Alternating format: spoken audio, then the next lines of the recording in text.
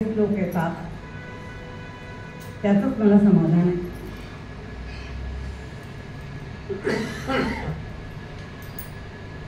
असं म्हणतात, थोर महात्मे होऊन गेले, थोर महात्मे होऊन गेले, चरित्र त्यांचे पहा जरा, चरित्र त्यांचे पहा जरा.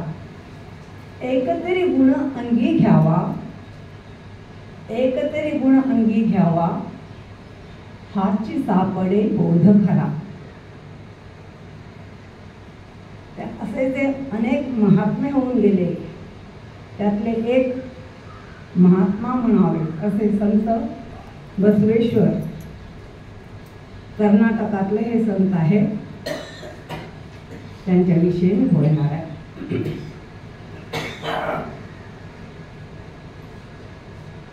साधारण 12व्या शतकात बसवेश्वरांचा जन्म झाला. पूर्वार्धात त्यांचा जन्म झाला आणि 12व्या शतकाच्या उत्तरार्धात त्यांचं निधन झालं. साधारण 62-63 वर्षाचं आयुष्य त्याला लागलं. त्यांचं नाव बसव किंवा बसवराज,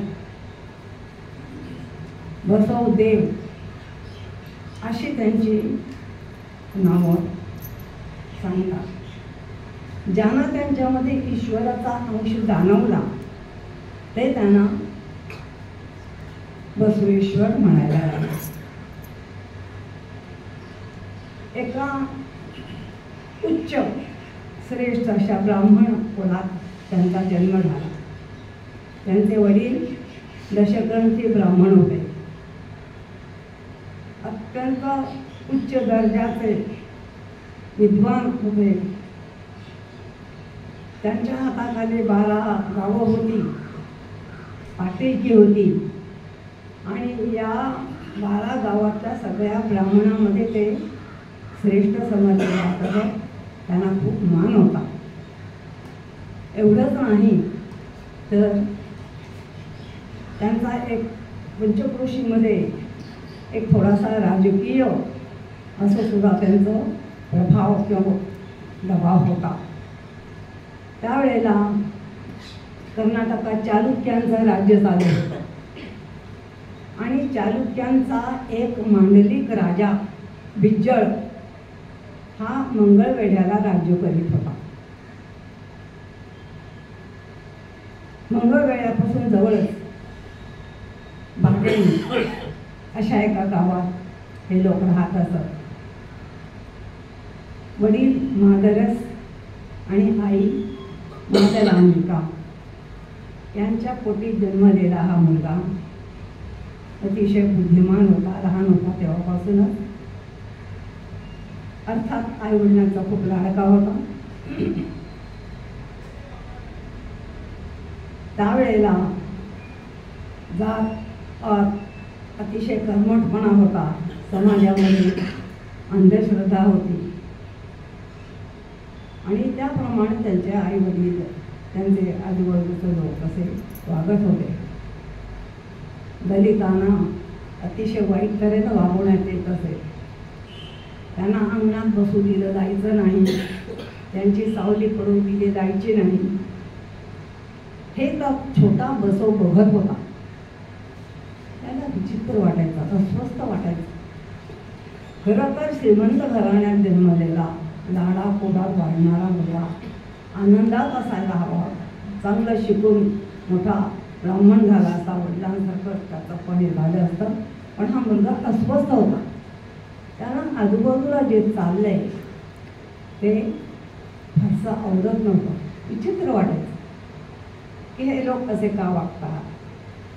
तो आई वडिलांना किंवा आजूबाजूच्या ब्राह्मणांना प्रश्न विचारायचा, पण कुणी त्याला कोटीनिष्ठ लोक उत्तरं देऊ शकत नव्हते. तो बुडती हे जन पाहवेना डोळा अशा तुकारामांच्या कळवळ्याच्या जातीचा होता. त्यात तो अस्वस्थ होता. 7व्या-8व्या वर्षी त्याची मुंज ठरली. त्यांचा जो त्यांच्या जन्माच्या बाबतीत म्हणजे वर्षाच्या बाबतीत इतिहासकारांच्या मध्ये मतभेद आहेत, पण त्यांचा जन्म अक्षय तृतीयेला झाला याबाबत सर्वांचं एकमत आहे. मुलाची मुंज ठरली. मोठ्या घरच्या मुलाची मुंज, थाटमाट सोहळा, पै पाहुणे आले, सगळे सोयरे आले, थाटानं जोरात सगळी तयारी सुरू झाली. मुंजीचा दिवस आला. वडिलांनी त्याला सांगितलं की ब्राह्मणाच्या जीवनात या उपनयन संस्काराला किती महत्त्व आहे, काय मिळेल यामुळे मला. वडिलांनी सांगितलं, अरे तुझा जणू पुनर्जन्म होईल, तुला मोक्षाचा मार्ग मोकळा होईल, तुला त्याच्यासाठी खास काही खटपट करावी लागणार नाही. असं मग माझी मोठी बहीण नागक्का हिची का नाही तुम्ही मुंज करत? तिलाही वेदाध्ययन करायचं आहे, तिलाही मोक्षाचा मार्ग मोकळा होऊ दे. तिची मुंज आधी करा, मग माझी करा. बहिणीवर त्यांचा, या दोन्ही भावंडांचा एकमेकांवर अतिशय प्रेम होतं. वडील म्हणाले, नाही, असं मुलीची मुंज करत नाही. तू मुलगा आहेस, तू श्रेष्ठ आहेस, तू कुळाचा अंश आहेस, मग तुझी मुंज करायला पाहिजे. त्यांना पटलं नाही. का? मी फक्त मुलगा म्हणून मी श्रेष्ठ आणि आता मुलगी म्हणून कनिष्ठ, हे बरोबर नाही. असं कोण म्हणतं? असं आपल्या धर्मात सांगितलंय. मग असा मुलगा आणि मुलगी म्हणून भेदभाव करणारा धर्म मला नको. बघा, 7-8 वर्षाचा मुलगा सांगतोय, आणि याला जर देवाची साथ असेल की देवाला जर हे मान्य असेल तुमच्या, तर मला तुमचा देवही नको, ही मुंजही नको, मला काहीच नको. आणि त्याने जाणव फेकून दिलं. एवढा हाहाकार, सगळे लोक जमले होते, पाहुणे. पण हा मुलगा आपलं मत बदलायला तयार होईना. तो हट्ट जाऊन बसला. तिथं अक्काची मुंज तुम्ही केली तरच मी मुंज करून घेईन. आणि हे त्या जमलेल्या ब्रह्मवृंदांना मान्य होणं शक्यच नव्हतं. आणि त्याने काय केलं, सगळ्या ब्रह्मवृंदांनी त्याला जाती बहिष्कृत केलं, जाती बाहेर टाकलं. आई वडिलांना धक्का बसला आणि त्या धक्क्यानंच त्यांचं निधन झालं. हा लहान मुलगा त्याने काय करावं? पुढील संगम इथं एक आश्रम होता, तिथे तो निघून गेला. ज्या काळामध्ये जातीमुळंच माणसाला अस्तित्व मिळतं, आजही तसंच आहे, पण त्यावेळेला ते फारच होतं. अशा वेळा तो डिकास झाला, जात बहिष्कृत झाला, डगमगला नाही. पुढील संगमला गेल्यानंतर तिथे ईशान्य गुरु नावाचे तपस्वी होते. त्यांनी या मुलाला समजून घेतलं, त्यांचे प्रश्न समजून घेतले, ऐकलं, आणि त्याने त्याला शांत केलं. तू राहा. त्याला सगळ्या दर्शनांची ओळख करून दिली आणि तो तिथे राहिला. त्याने त्याला सगळं शिकवलं. 4 वेद, शास्त्र, उपनिषद, स्मृती, पुराण, सगळं शिकवलं. म्हणजे सगळं हा बसव ओळून प्याला. हे वाचताना, अभ्यासताना त्याच्या मनात ज्या शंका होत्या त्या दूर झाल्या. त्याला खरा धर्म म्हणजे काय, खरा देव म्हणजे काय, खरी पूजा कशी करायला हवी, खरी भक्ती म्हणजे काय, हे सगळं त्याला समजलं. आणि माणसाच्या दुःखाचं कोणता उपाय आहे, हा उपाय पण त्याला सापडला.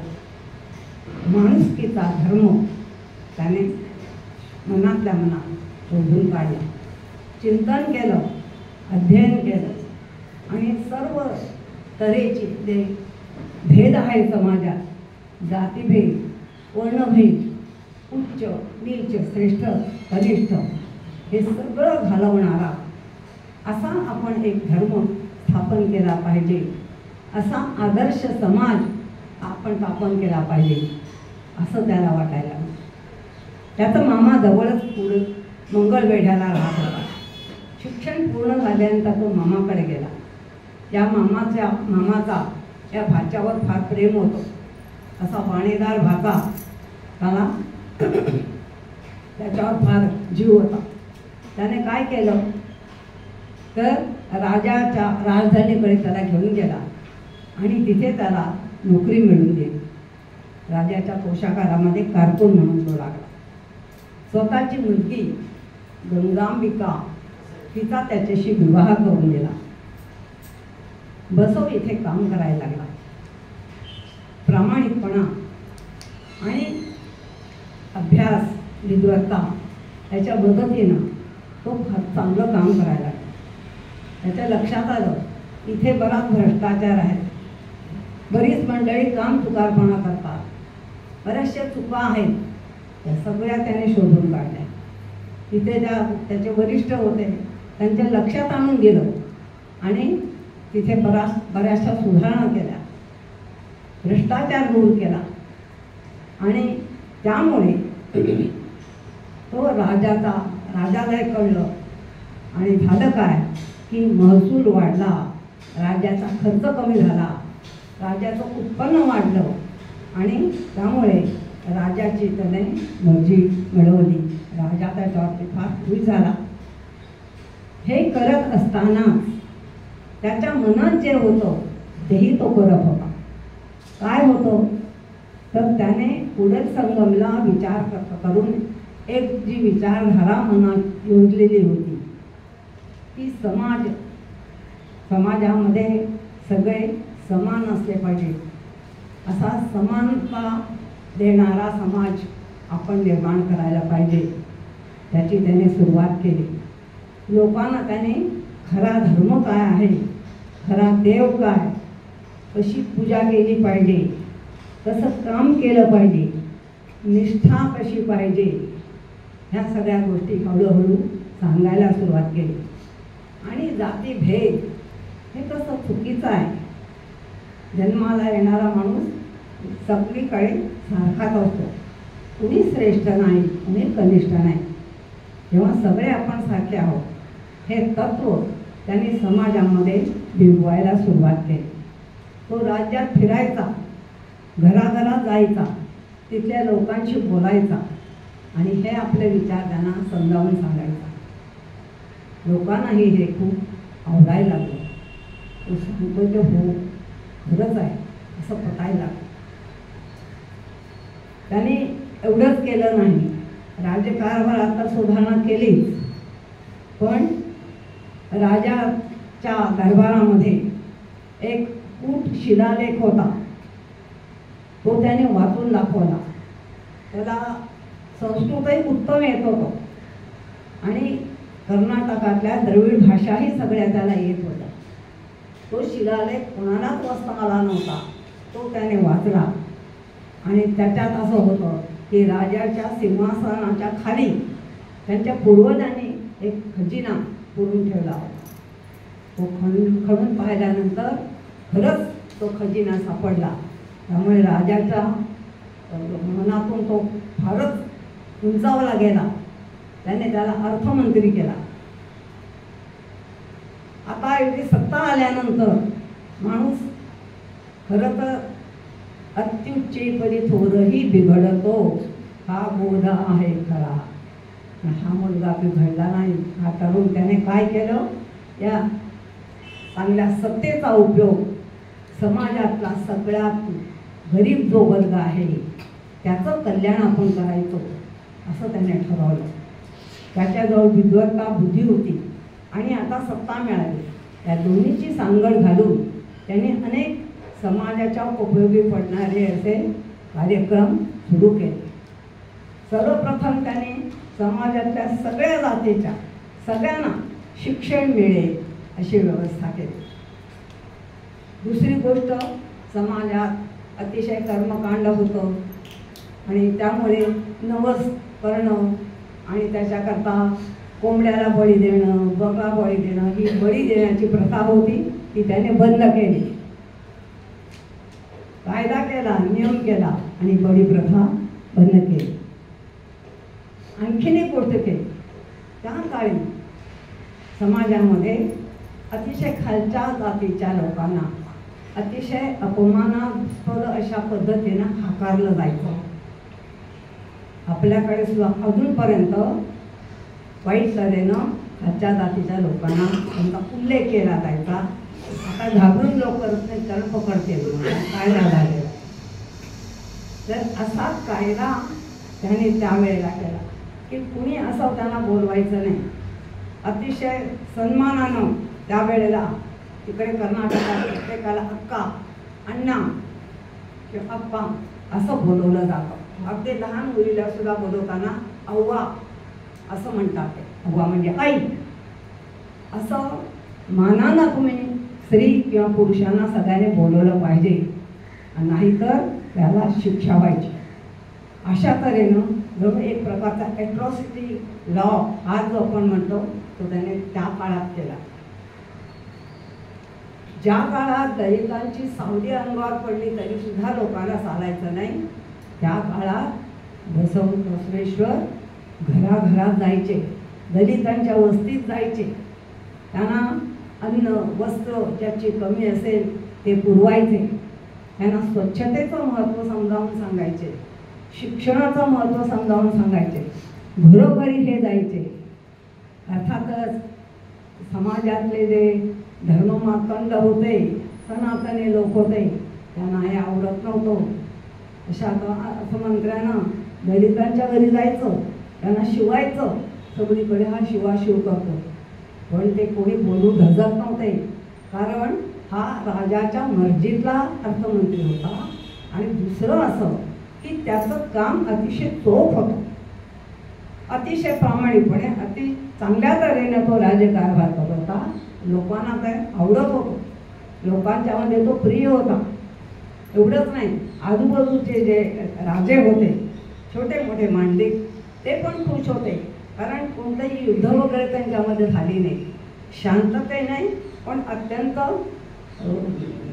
कर्तबगारीनं असं त्याचा राज्यकारभार चाललेला होता.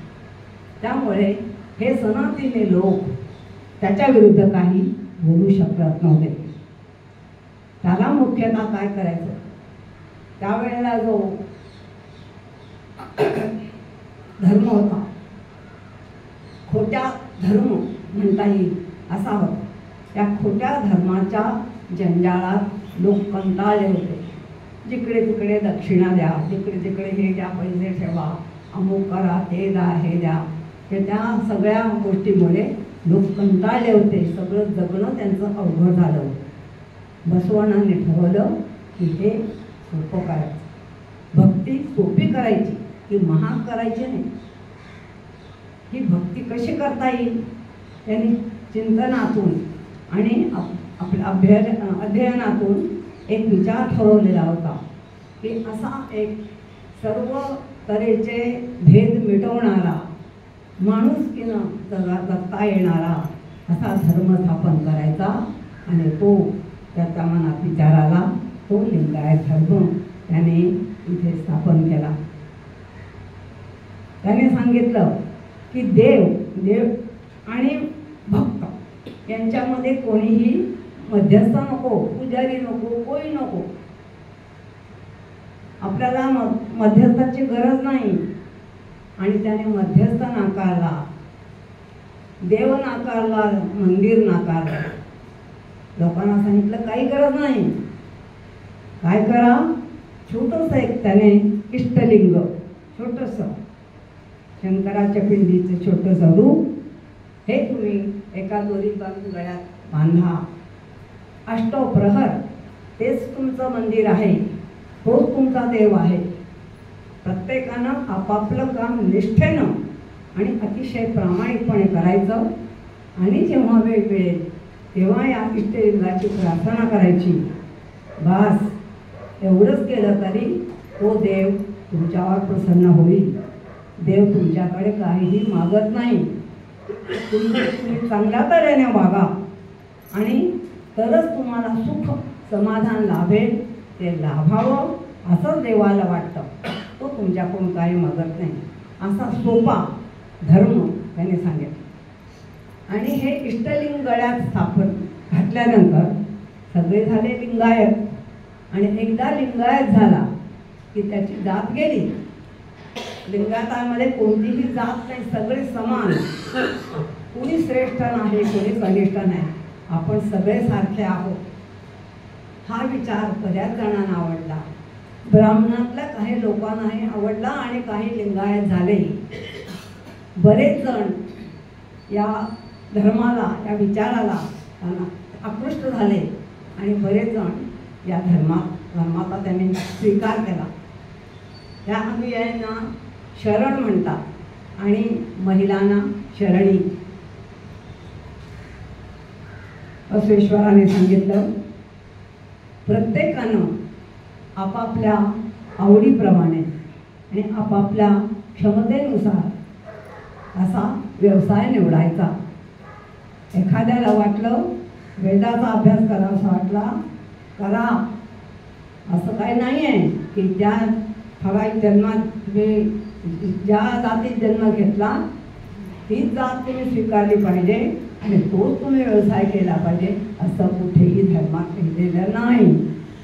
तुम्हाला जे करावंसं वाटतं तो व्यवसाय निवडा. पती पत्नीने अतिशय निष्ठेनं ते काम करा. त्याच्यामध्ये कुठे काम चुकारपणा असता कामा नाही, कोणत्याही तऱ्हेने ढिसाळपणा असता कामा नाही.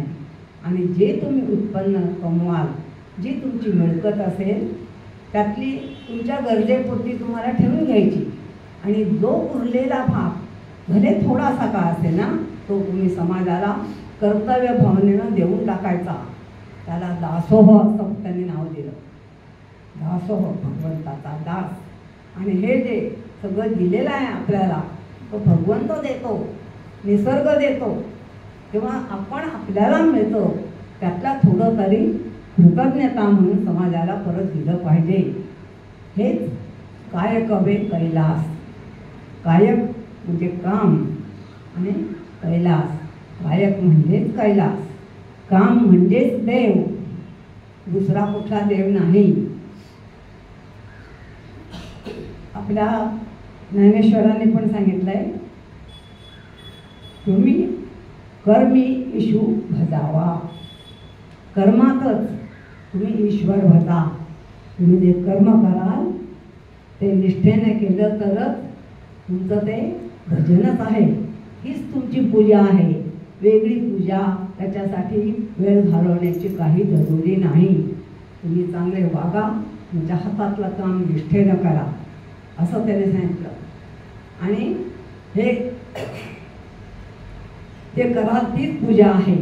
अशा तऱ्हेनं कोणत्याही तऱ्हेनं दान धर्म दक्षिणा शोषणा शिवाय असलेली जी व्यवस्था आहे त्याच्याऐवजी सर्वांना समानतेची संधी देणारा हा नवीन धर्म, ही नवीन समाज व्यवस्था, अर्थव्यवस्था सगळ्या लोकांना आवडली. आणि मग हे सगळे जे शरण होते त्या सगळ्या शरणांसाठी त्यांना एकत्र यावं, आपले विचार मांडता यावेत, यासाठी बसवेश्वरांनी अनुभव मंडप उभारला. त्या मंडपात सगळ्यांनी असं ठरलं की रोज आपापलं काम झालं, दिवसभराचं काम संपलं की संध्याकाळी तिथे जमायचं आणि आपापले प्रश्न, आपापल्या समस्या तिथे मांडायच्या. आणि इथे प्रत्येकाला बोलायला अधिकार आणि स्वातंत्र्य त्यांनी दिलं. दुसऱ्यांच्या स्वभावाशी आपले अनुभव ताडून पाहायचे आणि सर्वांच्या विचारानुसार, सर्वांच्या मतानुसार एक जे अनुमान येईल, जे सत्य सापडेल ते सत्य त्यांनी शब्दात बांधलं, तेच मग पुढे कवन झालं, म्हणजे भजन आपण याला म्हणतो, अभंग. तर अशा तऱ्हेनं या मंडपामध्ये सगळ्या जातीचे लोक आले, परीट आले, लोहार आला, सोनार आला, महार आला, चांभार आला, काही राजे आले, काही ब्राह्मण पण आले, त्यामध्ये काही वेश्यासुद्धा आल्या. सर्वांना मुक्तद्वार होतं. बसवेश्वराने सांगितलं, हा देवाचा मंडप आहे, इथे सर्वांना मुक्तद्वार आहे, कुणालाही इथे अडवायचं नाही. आणि अशा तऱ्हेनं हे तयार व्हायचं, ते कवन तयार व्हायचं, त्याला वचन म्हणतात. ते वचन आयुष्यात मार्गदर्शक ठरेल असं होतं, शाश्वत मूल्य सांगणारं असं ते वचन होतं. ती सगळी वचनं ते एकत्र गोळा करायला लागले. असं त्यांचं हे सगळं काम पाहून जे समाजातले उपेक्षित व्हावे असे सगळे लोक साहजिकच बसवेश्वरांच्याकडे आकर्षित झाले. ते सगळे त्यांच्याजवळ जमायला लागले. त्यांच्या सगळ्यांच्यामध्ये एक प्रकारची जागृती झाली आणि ते जे सांगतात ते त्यांना खरं वाटायला लागलं, पटायला लागलं. त्यांचे विचार जे जातीभेद असतात किंवा कर्मकांड आहे किंवा अंधश्रद्धेबद्दल ते सांगतात, ते सगळं त्यांना पटायला लागलं. आणि सगळे एकमेकांना भेटून शरणार्थी, आपण कसं नमस्कार म्हणतो तसं त्यांचं ठरलं होतं की समोर भेटल्यानंतर शरणार्थी असं एकमेकांना अभिवादन करायला लागले. ही एक प्रकारची छोटीशी क्रांतीच होती. सगळ्या समाजातले विचारवंत इकडे यायला लागले आणि सर्वांना पटलं की काय कवे कैलास, हाच देव आहे. आणि हे सूत्र सर्वांनी मान्य केलं. त्याच वेळी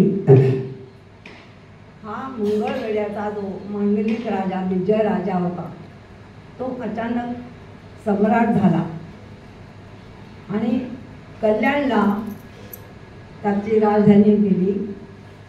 राजा तिकडे गेला, अर्थात त्यांच्या पाठोपाठ बसवेश्वर पण गेले. ते आता महामंत्री झाले. इथे आल्यानंतर हे मोठं शहर होतं. जसं मंगळवेढ्याला ते सहजी काही गोष्टी करू शकत होते तसं शक्य नव्हतं, कारण इथे धर्माचे ठेकेदार बसले होते. ते सांगतील तोच धर्म, ते सांगतील तेच खरं.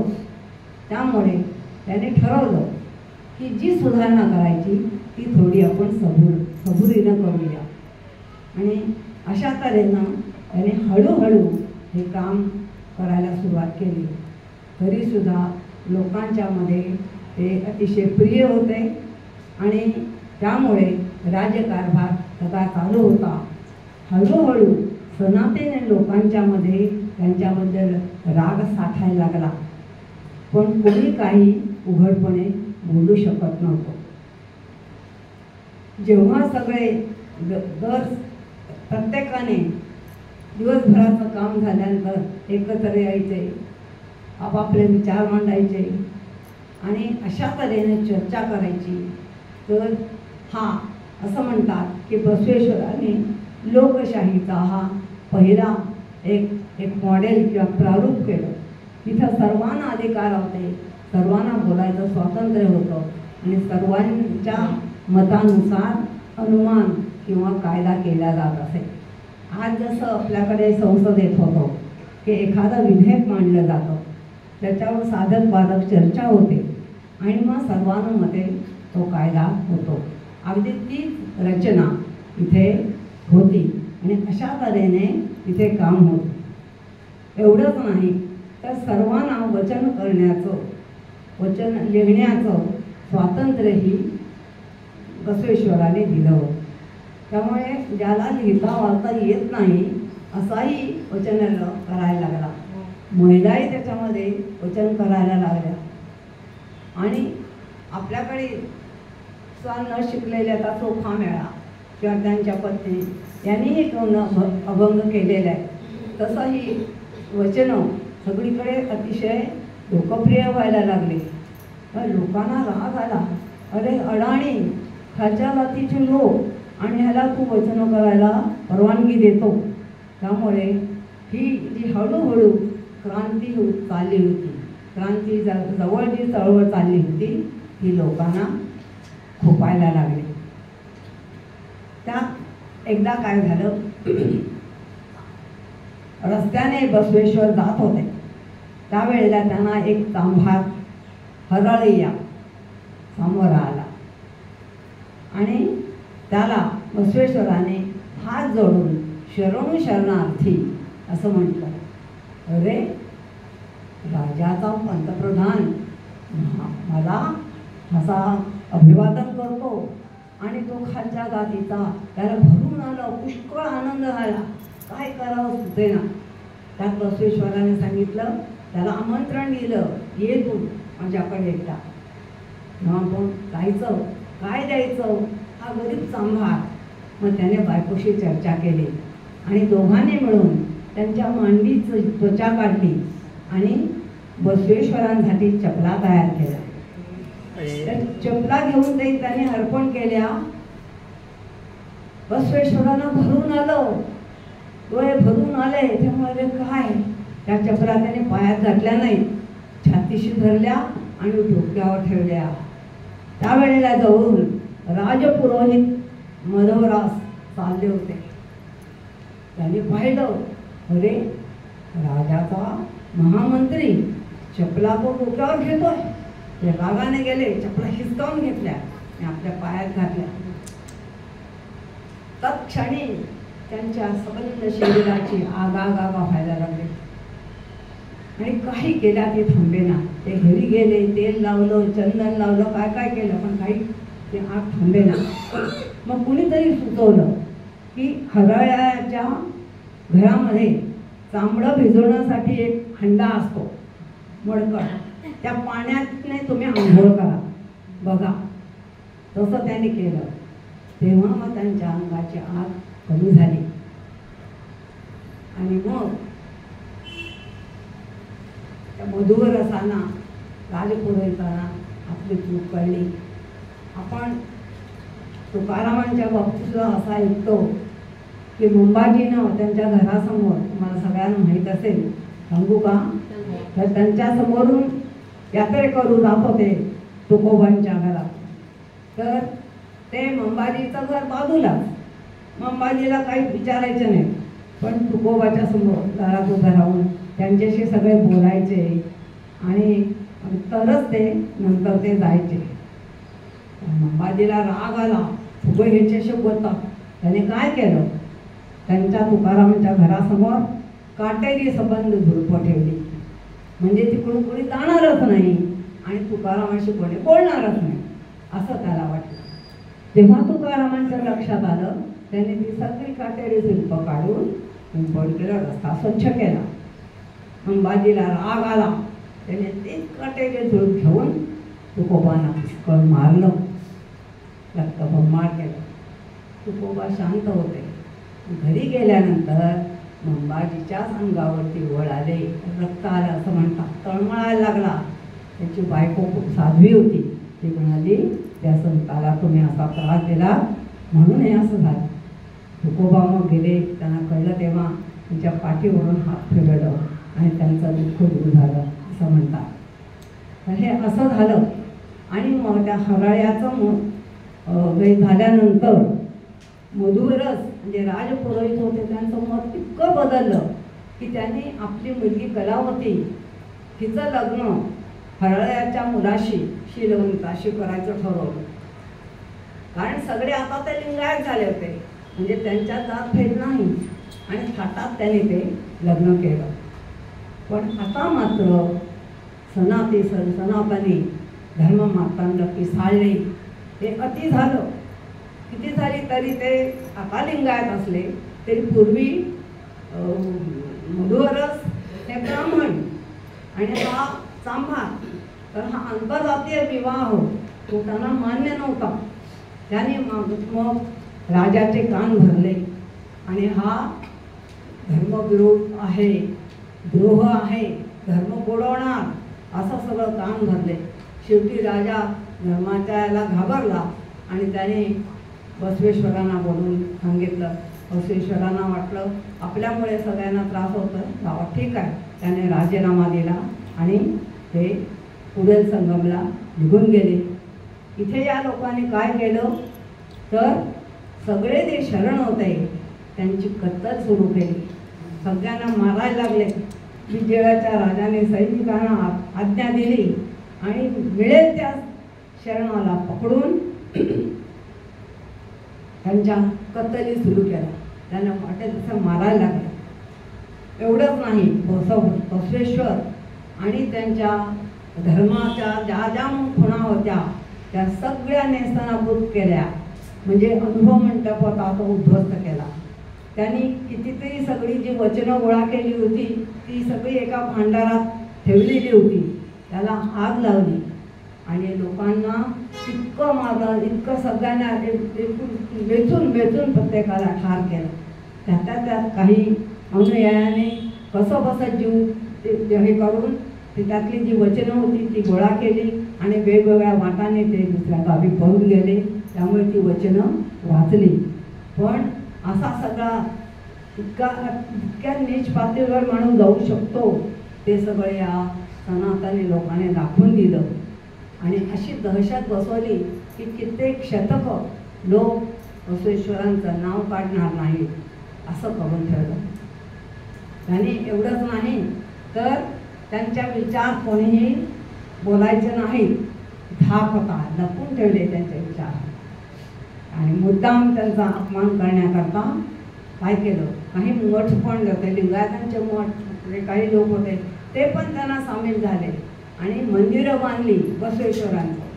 आणि त्यानंतर त्यांच्यापुढे त्या मंदिराची पूजा अर्चा आणि पुन्हा जो जातीभेद होता, जातीवर आधारित जी धर्मव्यवस्था होती ती पुन्हा त्यांनी आणली.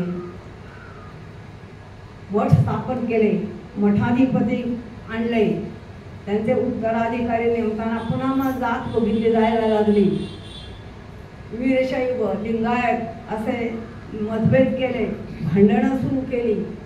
म्हणजे जे जे करू नका असं बसवेश्वराने सांगितलं होतं ते सगळं परत सुरू केलं. पण तरीही सगळेच मठ असे होते असं काही मुठभर असे मठ होते की त्यांना बसव विचार त्यांनी जपून ठेवला, ते शिरोधारे मानले. त्यांनी मात्र जात भेद न करता उत्तराधिकारी नेमताना जो खरोखर योग्यतेचा आहे, सक्षम आहे त्यालाच फक्त त्यांनी उत्तराधिकारी नेमलं. एवढंच नाही तर बसव विचारांचा प्रसार होण्याकरता अभ्यास केंद्र ठिकठिकाणी उभी केली. आणि त्यामुळे साधारण 1985 पर्यंत बसवराजांवरती जेमतेम 4-5 पुस्तकं मराठीत उपलब्ध होती. आता आजच्या घडीला 200च्या वर पुस्तकं बसवेश्वरांच्यावरती लिहिलेली अतिशय चांगली अशी पुस्तकं आहेत. एवढंच नाही तर काही मधल्या काळात त्यांचा अपमान केला जायचा. नंदी बसवेश्वर म्हणजे नंदी असं सांगितलं जायचं. ती प्रतिमा पण बदलली आणि हळूहळू पुन्हा त्यांच्याबद्दल आदर वाटायला लागला, त्यांचा विचार लोकांनी समाजामध्ये पसरायला लागला. आणि याला कारण सोलापूरला वारद पिता पुत्र आहेत, हे चिकास श्रीमंत घराणं होतं. या दोघांनी मनावर घेतलं आणि बसवेश्वरांचे विचार त्यांना पटले होते. त्यामुळे समाजात पुन्हा त्याने त्याची उंचितावस्था त्याने आणली. बसवेश्वरांचा 108 फुटाचा त्याने पुतळा उभा केला. कल्याणपासून लंडनपर्यंत कितीतरी पुतळे उभे केले. कोट्यावधी रुपये खर्च करून त्याची स्मारकं उभी केली. जिथं बसवेश्वरांनी जवळजवळ 21 वर्ष चालवली त्या कल्याण नगरात गावाचं नाव त्याने बसव कल्याण केलं आणि दिल्लीपर्यंत पाठपुरावा करून ते नाव त्याने मिळवून दिलं. बसवेश्वरांची जेवढी वचनं होती ती सगळी वेगवेगळ्या भाषात लिहून त्यांचे भाषांतरं केली, ती प्रकाशित केली. हे 16व्या शतकात आहे. बसवेश्वरांच्या नावाची नाणी पाडली, त्यांच्या नावाचं पोस्टाचं तिकीट काढलं आणि त्यांच्या कार्याचा सगळीकडे प्रचार केला. अशा तऱ्हेने हळूहळू पुन्हा हा विचार लोकांच्या मनात यायला लागला. बसवेश्वरांनी कधीही देऊळ बांधलं नाही, कारण देऊळ मूर्ती याच्यावर त्यांचा विश्वास नव्हता. तरीसुद्धा काहींनी मूर्ती बांधल्या, देवळं बांधली. ते एका वचनात म्हणतात की सदन बांधती देऊळ मंदिर, मी गरीब पामर काय करणार, खांब असते माझे पाय आणि माझे मस्तक हे कळस आहे. त्यांचं म्हणणं की शरीर हे स्थावर आहे आणि अंतरात्मा हा जंगम आहे. स्थावर म्हणजे बदलणार, नाशिवंत. आपलं शरीर हे नाशिवंत आहे, पण आपल्या अंतर्यामी जो आत्मा आहे तो जंगम आहे. जंगम म्हणजे नाशिवंत आहे, पण अंतरात्मा हा अविनाशी आहे. तेव्हा तुम्ही शरीराचं फार कौतुक करू नका. तुम्ही जो तुमच्या अंतर्यामी जो आत्मा आहे, आत्मा म्हणजेच त्यांना म्हणायचं आहे की मूल्य ही त्यांच्यामध्ये फार महत्त्वाची आहे. ते असं म्हणतात की आपल्याला सगळे जे हे जी पंचेंद्रिय देवानं दिलेली आहेत त्याचा चांगल्या तऱ्हेने आपण उपाय केला पाहिजे.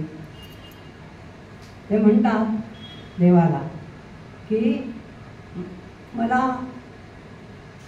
कुठेतरी इथे तिथे भरकटणार, जर माझे पाय भरकटत असतील तर तेव्हा मला पांगळा कर. मी नको त्या गोष्टी बघत असेन तर मला डोळे नको आंधळा कर. मी वाईट बोलत असेन तर मला मुका कर, आणि जर वाईट गोष्टी ऐकत असेन बहिरा कर. गंमत म्हणजे हाच विचार आपल्याकडे तुकोबाने मांडलेला आहे.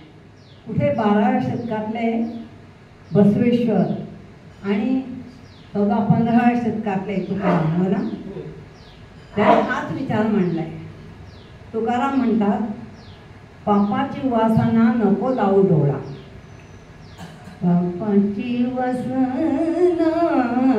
नको लावू डोळा, पापाची वासना नको लावू डोळा, त्याहुनी आंधळा बराच मी नको लावू डोळा, निंदेचे श्रवण नको माझे कानी, बधीर करूनी ठेवी देवा नको लावू डोळा,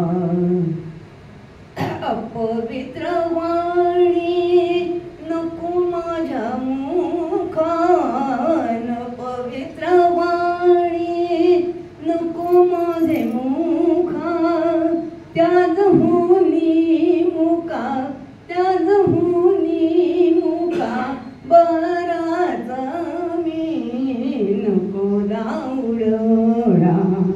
गमत आहे ना. म्हणजे बसवेश्वर म्हणजे तेच शब्द, फक्त त्यांनी कन्नडमध्ये सांगितलं, तुकोबा मराठीत सांगतात. ग्रेट मॅन थिंक अलाइक असं म्हणतात, ते पटतं आपल्याला.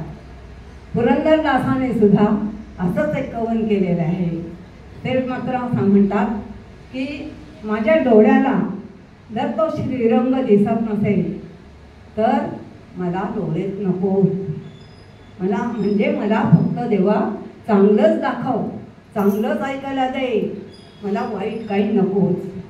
कंगोळी जात को कावेरी रंगन नोडला, कंगोळी जात को, कंगोळी म्हणजे डोळे, कशाला जात को कशाला, कावेरी रंगन नोडला, कावेरी रंगनाला बघायला. कंगोळी जात को कावेरी रंगन नोडला, कस्तुरी रंगन नोडला, कंगोळी जात को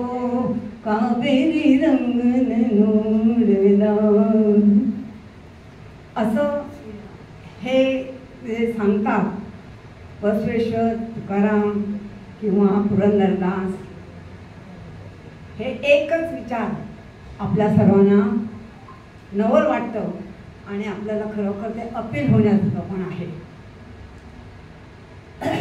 बसवेश्वर धर्माची व्याख्या अतिशय सोपी करतात. ते म्हणतात धर्म म्हणजे दया, दुसऱ्याच्या हिताचा विचार करणे, दुसऱ्याच्या सुखदुःखाचा विचार करून त्याप्रमाणे वागणं म्हणजेच धर्म. आज आपण बघतोय दुसऱ्याचा धर्म, दुसऱ्याची भाषा, सहिष्णुता खूप कमी झालेली आहे. ती सहिष्णुता आपण अंगी बाळगली पाहिजे असं बसवेश्वर सांगतात. तरच तो खरा धर्म आहे. आपण आपल्या धर्मावर जर प्रेम करत असू तर आपला धर्म खरं काय सांगतोय ते नीट समजून घ्यावा. ते देव सांगतात कन्नडमध्ये, ते जे आहे मराठीचं सहज सांगेल अशी सोपी कन्नड आहे. दयविಲ್ಲದ धर्म ಯಾವುದಯ್ಯ, दयविಲ್ಲದ धर्म ಯಾವುದಯ್ಯ, दया नसलेला धर्म कुठला बाबा. दयोवे ಬೇಕು सर्व प्राणी मात्रಗಳಲ್ಲಿ, सर्व प्राणी मात्रामध्ये तुम्ही दया दाखवली पाहिजे. दयवै धर्मದ मूलाधारा, दया ही धर्माचा मूळ आधार आहे. कूडल संगमन कूडलनया, असं तुम्ही वागलात, दयेनं वागलात, प्रेमानं वागलात, दुसऱ्यांना समजून घेऊन त्याप्रमाणे वागलात तरच तो कूडल संगम देव तुमच्यावर प्रसन्न होईल. धर्माची जशी त्यांनी सोपी व्याख्या केली तशी स्वर्ग, नरक, देवलोक, मर्त्यलोक यांची सोपी व्याख्या केली. देवलोक मर्त्यलोक बेरिल्ला काणी रे. देवलोक आणि मर्त्यलोक असं काही नाही आहे. तुम्ही सत्यवे नुडिदरे देवलोक, मिथ्यवे नुडिदरे मर्त्यलोक. कळेल तुम्हाला. सत्य बोला तोच देवलेख आहे. देवलोक वेगळा नाही आहे, तुमच्या मनात आहे. तुम्ही सत्य बोला तर तुमच्या मनात देवलोक आहे. म्हणजे एक वेगळं समाधान, एक सात्विक समाधान. आपण पहा खरं बोललो, त्याच्यात खरं बोलण्यात माझं नुकसान आहे हे माहीत असून सुद्धा जर मी खरं बोलले तर त्याचं एक सात्विक समाधान आपल्याला मिळतं. तोच देवलोक, वेगळा देवलोक नाही.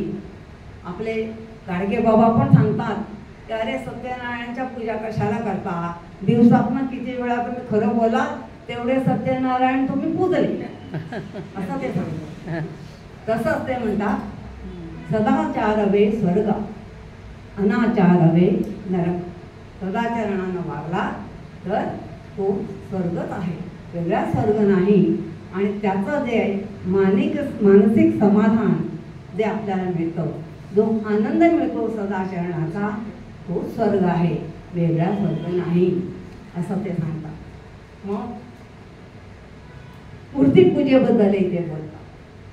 ते सांगतात की लाख भरून केलेले जे देव आहेत, ज्या मूर्ती आहेत, अग्नीजवळ वितळतात. अशा देवांना मी देव कसा मानू.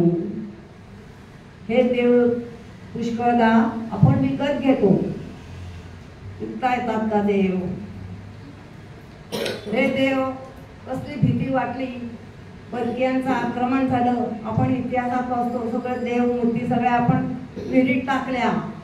हे देव आपलं रक्षण करू शकत नाहीत का. नाही करत. गाडगे बाबा म्हणतात की अरे हा जो दगडाचा देव आहे, तुम्ही जो मूर्ती जे म्हणता त्या देवाला स्वतः आंघोळ करता येते का. नाही. तो स्वतःचा धोतर नसतो का. नाही. त्याच्या पुढे खिरीची वाटी ठेवली, कुत्रा तोंड लावायला आला, तो हकलतो का. नाही. अरे असला कसला तुमचा देव, तो काहीच करू शकत नाही. आणि अशा देवाला तुम्ही पूजता म्हणजे तुमची बुद्धी काय. गाडगे बाबा म्हणतात मी नाही. तर त्यांना असं म्हणायचं की लॉजिकल थिंकिंग ज्याला आपण म्हणतो, तुम्ही तर्कशुद्ध विचार केला पाहिजे की खरं काय आहे. मग देव नाही आहे का कुठे? आहे. कुठे आहे? तुमच्या माझ्यासारख्या माणसात आहे. त्याच्याशी तुम्ही नीट वागा, प्रेमाने वागा.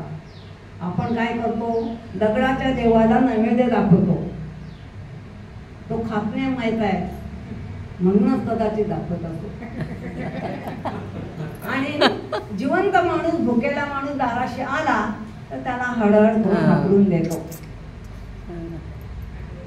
दगडाचा नाग असेल तर त्याला दूध पाजतो, आणि खरा नाग बघितला की मारा मारा म्हणतो. बसवेश्वर तेच सांगतात. गमत बघा, तेच विचार. ते म्हणतात, कल्ल नागरे कंडरे हाल नरंबरो. कल्ल नागरे, कल्ल म्हणजे दगड, ना कल्ल दगडाचं नाव बघितला, हाल नरंबर दूध देता, आणि असा कल्लू कल्लू ओरडता. कल्लू म्हणजे मारा, जिवंत मागवेता. तर ही जी माणसाच्या वागण्यातली विसंगती आहे ती त्याने दाखवून दिली. तुम्ही विचार करा. मी सांगतो म्हणून नव्हे, हे बरोबर आहे का वागणं, हे विचार करा आणि त्याप्रमाणे वागा, असं ते म्हणतात. हा जो देव आहे तो सगळीकडे आहे. तो असा कोणी चार डोकी असलेला, चार हात असलेला असा देव नाही आहे. ह्याच्या व्हॅल्यूज आहेत, जी आपण मूल्य म्हणतो, ती मूल्य हेच देव आहे. कबीर सुद्धा खूप छान सांगतात. ते काय म्हणतात? मोको कहाँ ढूंढे बंदे, मोको कहाँ ढूंढे बंदे, मैं तो तेरे पास हूँ. ना मंदिर में, ना मस्जिद में, ना काबे कैलाश में, ना तो कोनो क्रियाकर्म में, ना तो कोनो क्रियाकर्म में, ना जोग संन्यास में. खोजी तो तुरंत मिल जाऊं, पल भर की तलाश में. कहता कबीरा सुनो भाई साधो, मैं तो हूँ विश्वास में. अरे तुम्ही विश्वास घ्या, मी आहे. मी बघतोय तुम्ही चांगलं काम केलेलं आहे, बघतोय, आणि वाईट काम केलेलं आहे हे बघतोय. तेव्हा तुम्ही हे ओळखून राहा की सगळीकडे तो निर्गुण आहे, निराकार आहे, आणि तो सर्वव्यापी आहे. समर्थांची आणि कल्याण स्वामींची गोष्ट कदाचित तुम्हाला माहीत असेल तरी सांगते पुन्हा. समर्थाने एकदा कल्याण स्वामी शिष्य म्हणून छोटा मुलगा आणि आणखीन काही 10-12 मुलं होती, त्यांना सगळ्यांना सांगितले की केळं दिलं आणि जा रे, कुणी बघणार नाही अशा ठिकाणी जाऊन खा. सगळी मुलं खाऊन आली. हा केळं तुझं घेऊन आला. अरे तू खाल्लं नाहीस?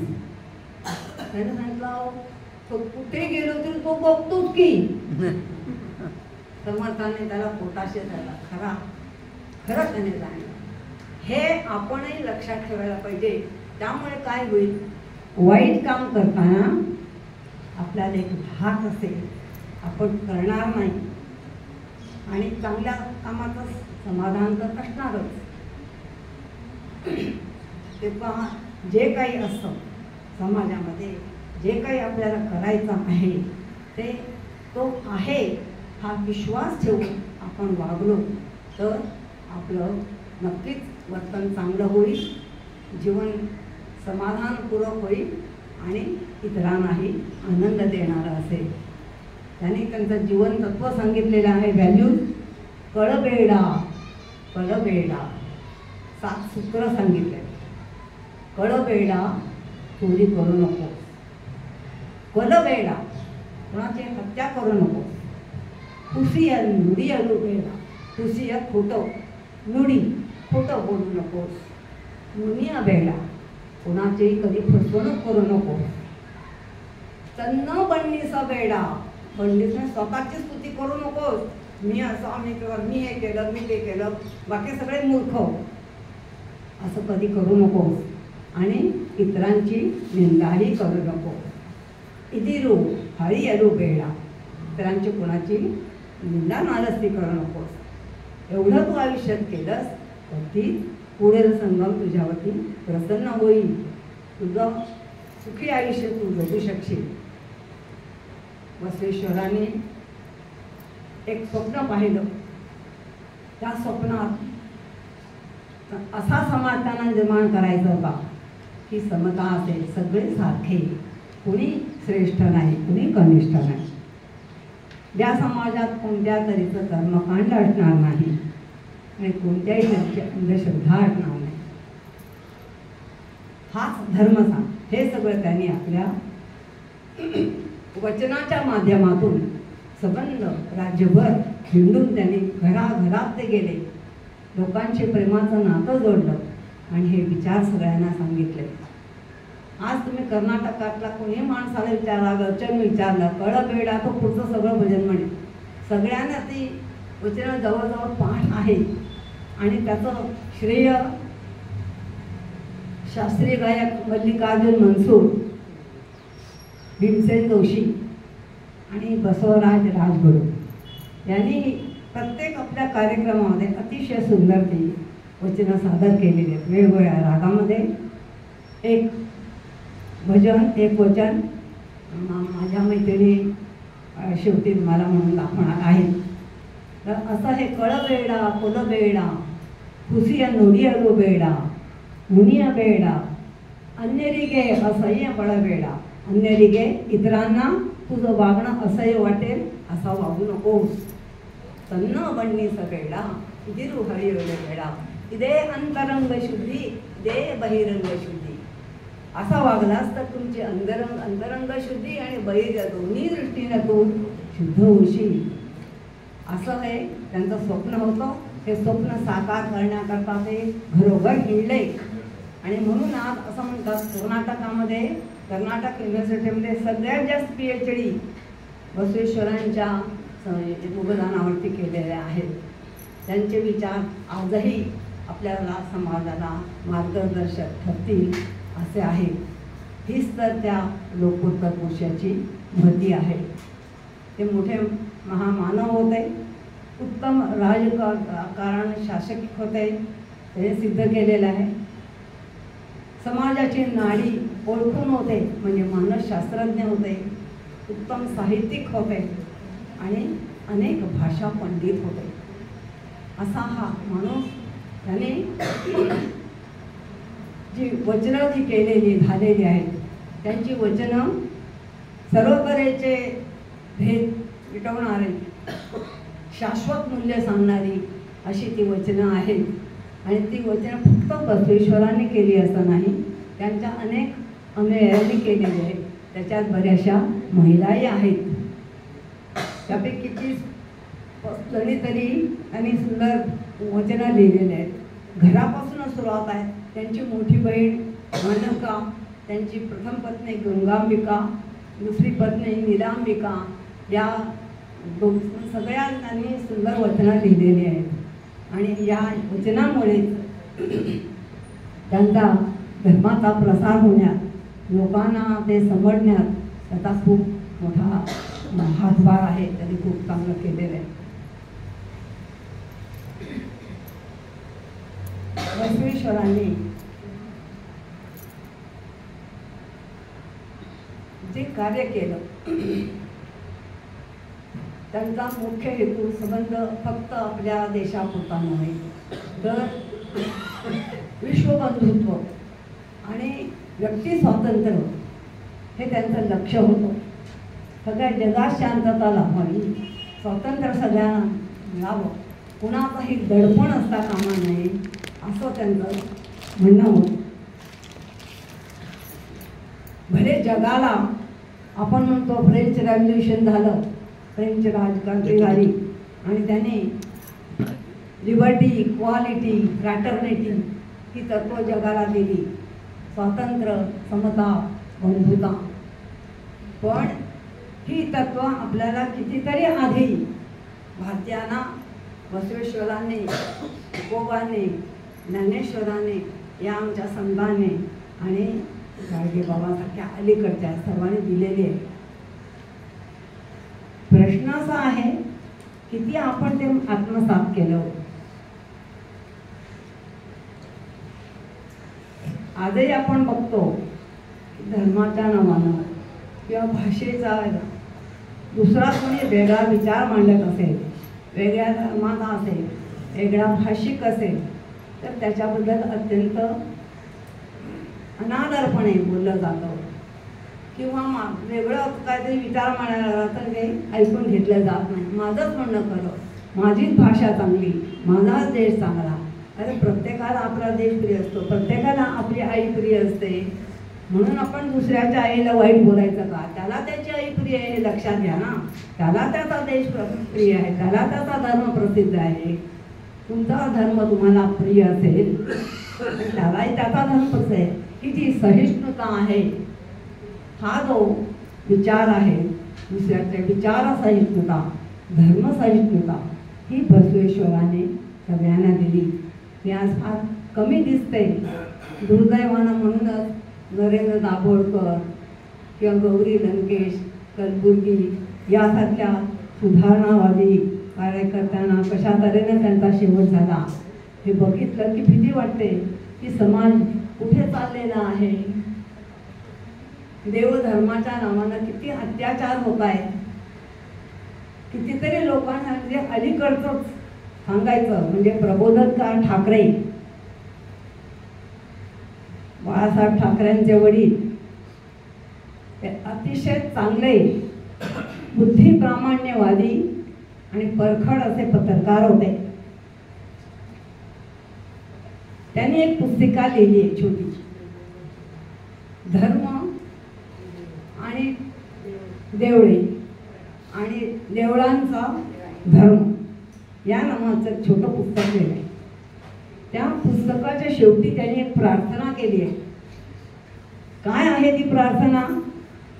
ते म्हणतात, परमेश्वर समस्त हिंदू भगिनी आणि बांधवांना धर्माच्या देवदेवळाच्या गुलामीतून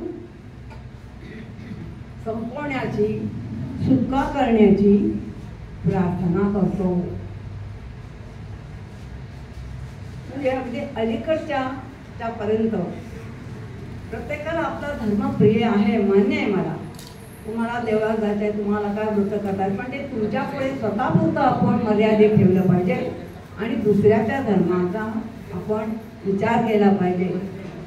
हा जर एवढ्या लोकांनी गौतम बुद्धापासून आपल्याला किती चांगले विचार दिलेले आहेत, बसवेश्वरांनी तर दिले, ज्ञानेश्वर महाराजांनी दिले, तुकोबाने सांगितलं, त्या सगळ्यांचा आपण थोडा काही विचार केला पाहिजे. आणि सुरुवातीला आम्ही म्हटलं तसं की थोर महात्मे होऊन गेले, थोर महात्मे होऊन गेले, चरित्र त्यांचे पाहायला, एक तरी गुण अंगी यावा, एक तरी गुण अंगी यावा, हातची सापडे बोध खरा. तेव्हा ही सहिष्णुता जरी आपण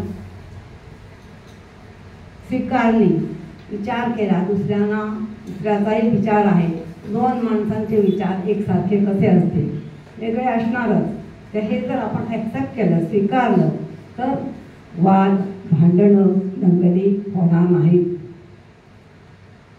हे थोडंसं निराशाजनक असं मी बोलते तुम्हाला, असं वाटतं, मलाही वाटलं.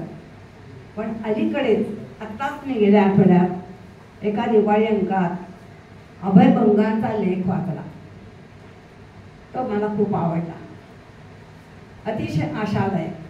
ते काय म्हणतात की आपण का निराश व्हायचं? आज आपल्या डोळ्यासमोर Martin Luther King, Vivekananda, Mahatma Gandhi किंवा बर्ट्रांड रसेल अशी खूप उंचीवरची माणसं नसतील आपल्यात आज कोणी, ठीक आहे, पण त्याहून थोडं खालच्या उंचीवर असणारी बरीच माणसं आहेत. मामा आमटे आहेत, त्यांची मुलं चांगलं काम करतायत आणि आपण बघतो बऱ्याच ठिकाणी. मी परवा तुम्हाला सांगितलं की एक साधा मुलगा इंजिनियर आनंद मल्लगेवार, तो पाण्यासाठी काम करतोय. छोटी छोटी मुलं सगळी वातावरणासाठी काम करतायत. आणि लक्षात घ्या, दुसरं महायुद्ध झाल्यानंतर अजूनही आज बऱ्याच देशांकडे अणुबॉम्ब आहेत, पण कोणी ते वापरले नाही. हे चांगलं लक्षण नाही का? पटलं मला, खरं आहे. म्हणजे हळूहळू माणसामध्ये हा बदल आहे. हा जो सहिष्णुता जी आहे ती एकदम येणार नाही, ती हळूहळू येईल. त्याच्यासाठी आपल्याला पेशन्स पाहिजे. आणि ह्या गोष्टी एकच, हे ज्या व्हॅल्यूज आहेत, बसवेश्वरांचे जे विचार आहेत, त्या पुढच्या पिढीपर्यंत नेणं हे आपलं कर्तव्य आहे. ही सहिष्णुता आलेली आहे हे मलाही अनुभवता आलं की वर्षभर एक तासभर जी काय बडबड करत आहे ती तुम्ही सगळ्यांनी शांतपणे सोशिकपणे ऐकून घेतलेले आहे. तेव्हा त्याबद्दल मी तुमचे सर्वांचे मनापासून आभार मानते. आणि आपले कार्यवाह दळवी आणि त्यांचे कार्यकारिणीने सर्वांनी मला इथे बोलायची संधी दिली, त्याबद्दल मी मनापासून आभार मानते. आमच्या कार्यक्रमाची सांगता माझ्या दोघी तिघी मैत्रिणी त्या तुम्हाला भजन म्हणून दाखवते. कळबेडा कळबेडा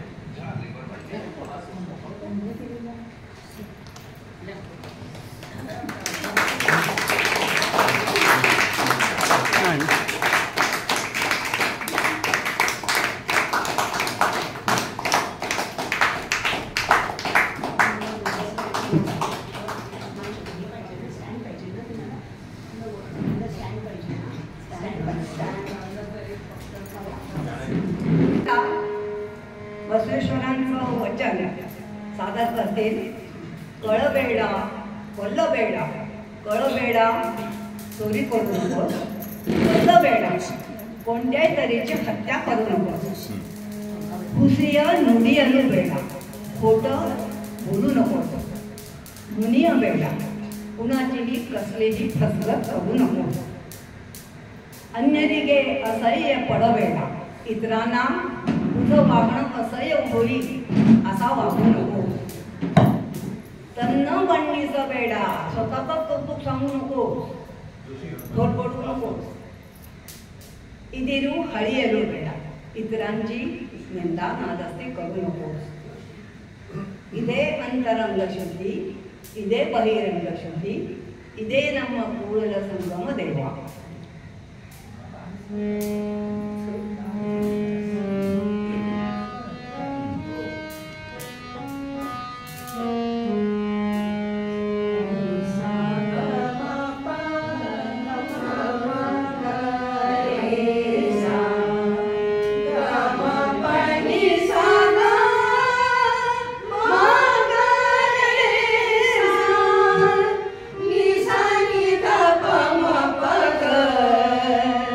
Gama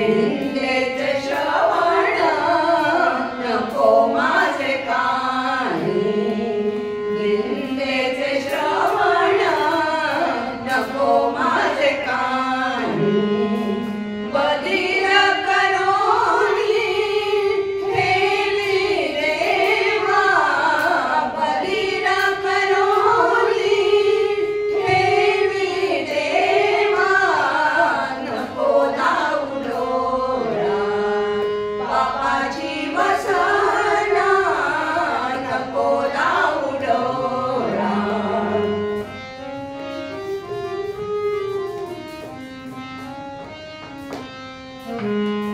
अपवित्र वाणी नको माझे मुखा, अपवित्र वाणी नको माझे मुखा, त्याच मुनी मुका, त्याच मुनी मुका, बराच मी नको लावू डोळा बापाची वसना, नको लावू डोळा.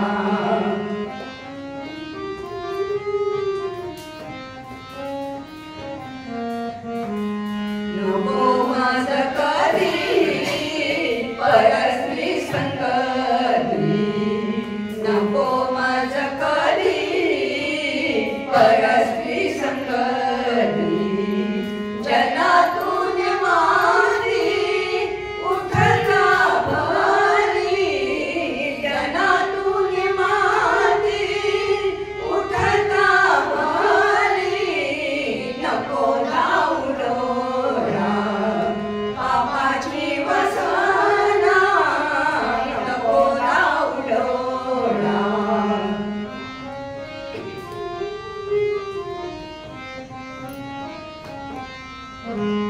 तुका म्हणे माझा अवघ्याचा कंटाळा, तुका म्हणे माझा अवघ्याचा कंटाळा, तू एक गोपाळा आवडीसी, तू एक गोपाळा आवडीसी, नको लावू डोळा बापाची वसना, नको लावू डोळा.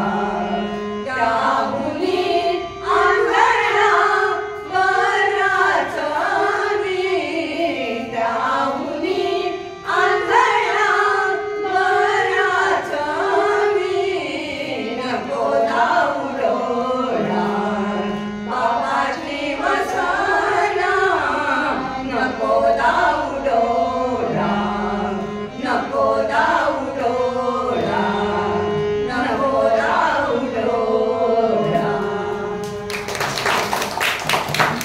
धन्यवाद. हे ऐकल्यावर मला माझी लहानपणची आठवण झाली. आमचं लहानपणचं घर दत्ताच्या देवळाजवळ होतं आणि समोर असं छान मैदान होतं, अजूनही आहे ते, कारण तिथे रिडेव्हलपमेंट वगैरे झालेली नाही, पण तिथे सुंदर सुंदर कीर्तनं व्हायची. इतकी छान विषय असायचे, महादेव बुवा वगैरे असे चांगले चांगले कीर्तनकार यायचे आणि अक्षरशः आमचा तो काळ म्हणजे असा आमचा रमून जायचा. तसं पाहिलं तर वय लहान होतं, पण ते अशा काही रसाळ वाणीमध्ये ते गाणी, त्याच्यात आम्ही जरी फारसं आम्हाला समजत नसलं तरी कुठेतरी आम्हाला ते असं जाणवायचं. फार सुंदर आहे आणि आम्ही तो काळ मला आज आठवला. वर्षाताईने हे व्याख्यान म्हणण्यापेक्षा मला हे रसाळ वाणीचं कीर्तनच वाटलं बसवेश्वरांचं. त्यांच्याकडे त्यांचे मी खूप आभार मानते. आज आम्हाला एक फार सुंदर विचार त्यांनी दिले. आणि शिराळी मॅडमच्या निमित्ताने आम्हाला हरवलेल्या आमच्या शिक्षिका, हरवलेली आजी दोन्ही मिळाल्या आणि आपण सगळे नातवंड झालो विद्यार्थी. मी बँगलोरला होते 4 वर्ष. तिथे बसवेश्वर नगरमध्ये जायचे आणि तिथे मी स्नेहधारा मंडळ होतं, तिथे पुस्तक भिशी शिकले. म्हणजे काय त्या पुस्तक भिशीत होते, स्नेहधारा मंडळात होते आणि तिथून इथे आल्यावर ती गोष्ट मी अनुभवाने यांनी इकडे आणली आणि आज 15 वर्ष चालू आहे. पण मला काही बसवेश्वर व्हायचं काही माहिती नव्हती.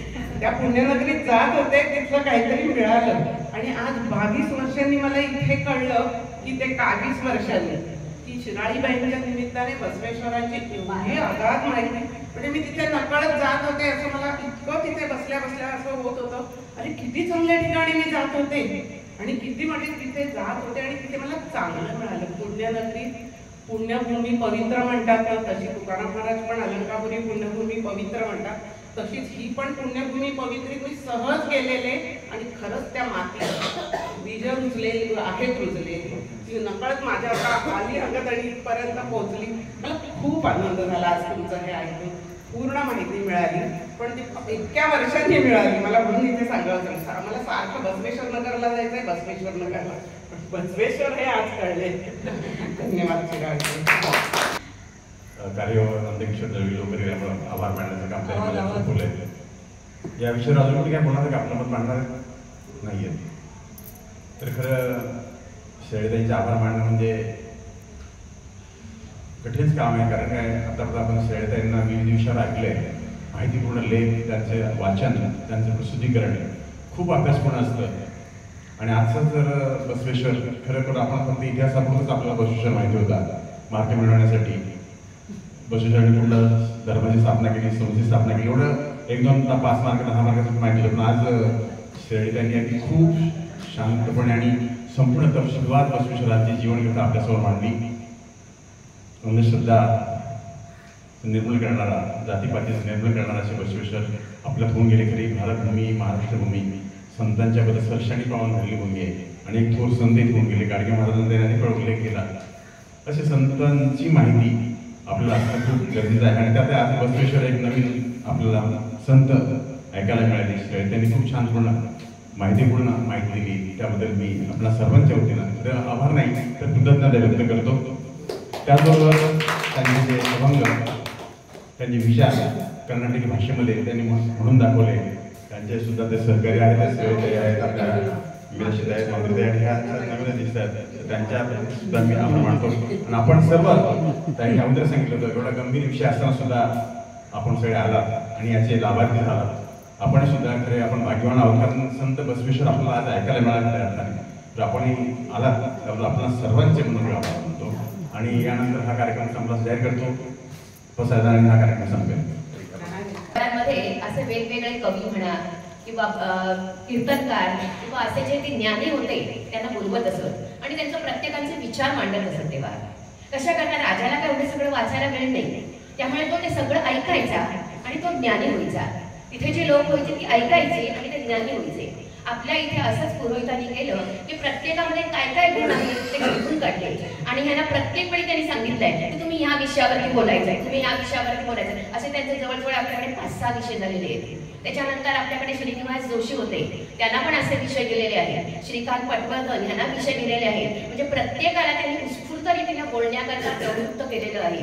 आणि हे आपल्या संघाचं विशेष आहे की आज पुरोहितांनी हे जे केलं त्याच्यामुळे अजूनही त्यांना आणि प्रत्येक वेळी 2 महिने झाल्यानंतर विचारतात की आता तुम्ही दुसरी तयारी नाही का केली काही, म्हणजे त्यांना उद्युक्त करताय. ह्या वयाला आपल्याला असं उद्युक्त करणं, आपलं मेंदू चालू ठेवणं हे फार महत्वाचं आहे. आणि त्या निमित्तानं आपण अभ्यास न केलेल्या गोष्टी आपल्याला ह्याच्याकडे कळतायत. त्यामुळे सगळ्या म्हणजे शिराळीबाईंचं तर आहेच आणि या सगळ्या चमूंचं सुद्धा खरोखर कौतुक आहे की ह्यांनी छान केलं. मला वाटतं आपला उजवा हात तुम्ही सगळ्यांनी पाठीमागे घ्या आणि आपल्याच आपल्याला थोपटून घ्या. इतकं सुंदर. आणि आता आपण बसायला करूया. बोला. पुरोहितबाई बोलल्या, मला खरं माफी मागायला हवी. पुरोहिताने मला बोलायला इथं उद्युक्त केलं. मी सुरुवातीला जे रेड क्रॉसवरती भाषण केलं ते म्हणाले आता विषय सांगायचे, तुम्ही आमट्यांवरती बोला, ह्याच्यावरती बोला आणि बोला हो. मी म्हटलं असे गंभीर विषय लोकांना आवडत नाही. आवडतात या तुम्ही बोला आणि दर महिन्याला तुम्ही काहीतरी बोललं पाहिजे. असं त्यांनी खूप मला असं दिलं, प्रोत्साहन दिलं. आणि त्यामुळे कुणी असं आपलं कौतुक करता ऐकायला तयार आहे म्हणजे काहीतरी आपल्याला करावं असं वाटतं. त्यांच्या प्रोत्साहनामुळेच मी जी काही भाषणं दिली, जे काय केलं ते केलं, त्यांचे मी अतिशय कृतज्ञ आहे त्यांच्याशी. ते आज नाही येत नाही, त्याने खूप कौतुक केलं असतं.